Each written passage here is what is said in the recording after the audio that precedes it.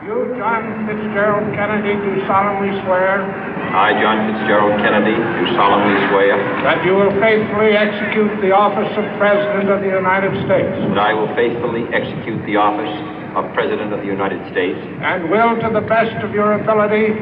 And will, to the best of my ability. Preserve, protect, and defend the Constitution of the United States. Preserve, protect, and defend the Constitution of the United States. So help you God. So help me God.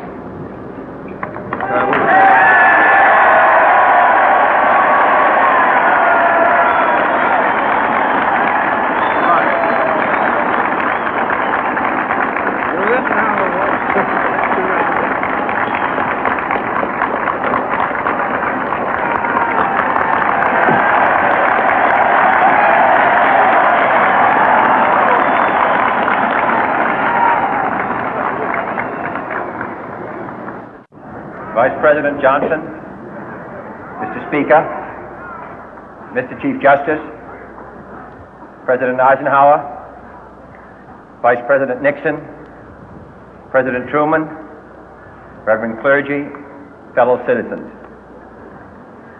We observe today not a victory of party, but a celebration of freedom, symbolizing an end as well as a beginning, signifying renewal as well as change. For I have sworn before you and Almighty God the same solemn oath our forebears prescribed nearly a century and 3/4 ago. The world is very different now, for man holds in his mortal hands the power to abolish all forms of human poverty and all forms of human life. And yet the same revolutionary beliefs for which our forebears fought are still at issue around the globe. The belief that the rights of man come not from the generosity of the state, but from the hand of God. We dare not forget today that we are the heirs of that first revolution.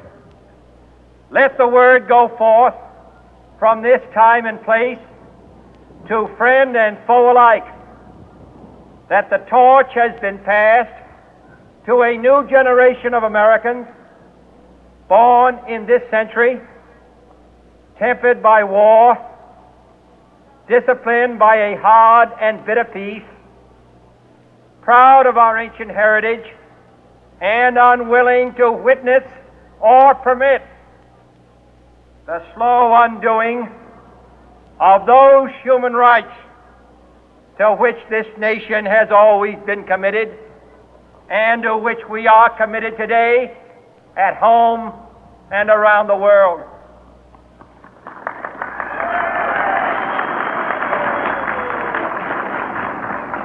Let every nation know, whether it wishes us well or ill, that we shall pay any price, bear any burden, meet any hardship, support any friend, oppose any foe to assure the survival and the success of liberty.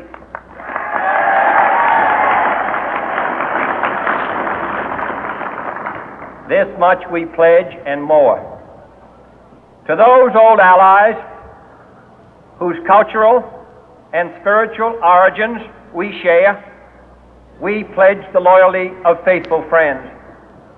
United, there is little we cannot do in a host of cooperative ventures. Divided, there is little we can do, for we dare not meet a powerful challenge at odds and split asunder. To those new states whom we welcome to the ranks of the free, we pledge our word that one form of colonial control shall not have passed away merely to be replaced by a far more iron tyranny.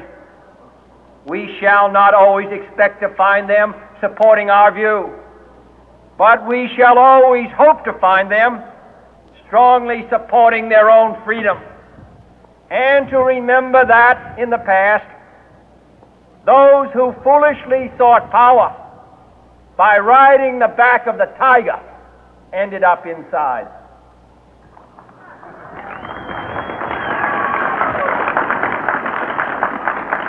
To those people in the huts and villages of half the globe struggling to break the bonds of mass misery, we pledge our best efforts to help them help themselves for whatever period is required, not because the communists may be doing it, not because we seek their votes, but because it is right. If a free society cannot help the many who are poor, it cannot save the few who are rich.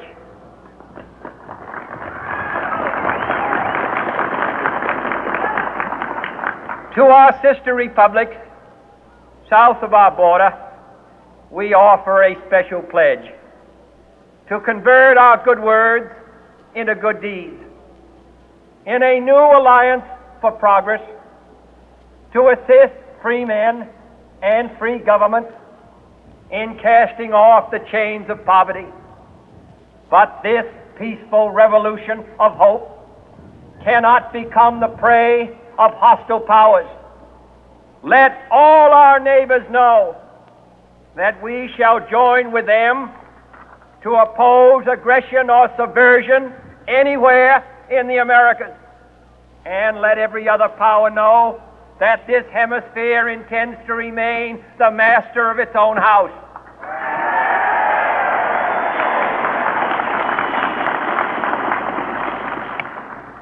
To that World Assembly of Sovereign States, the United Nations, our last best hope, in an age where the instruments of war have far outpaced the instruments of peace, we renew our pledge of support to prevent it from becoming merely a forum for invective, to strengthen its shield of the new and the weak, and to enlarge the area in which its writ may run.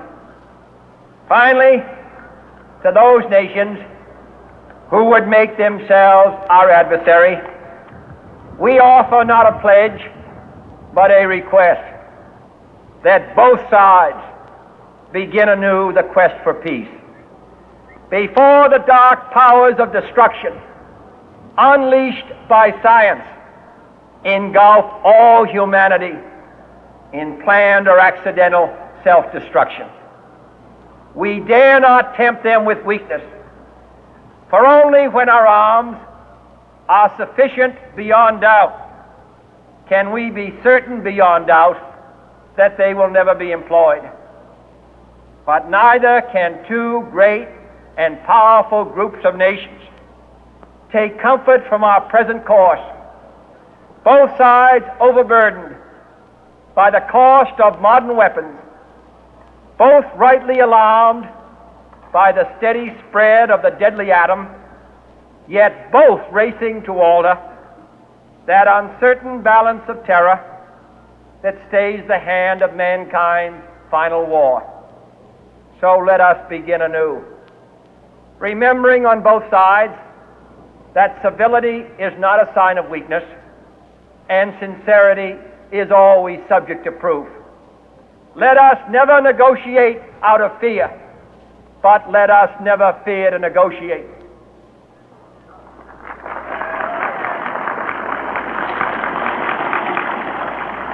Let both sides explore what problems unite us, instead of belaboring those problems which divide us.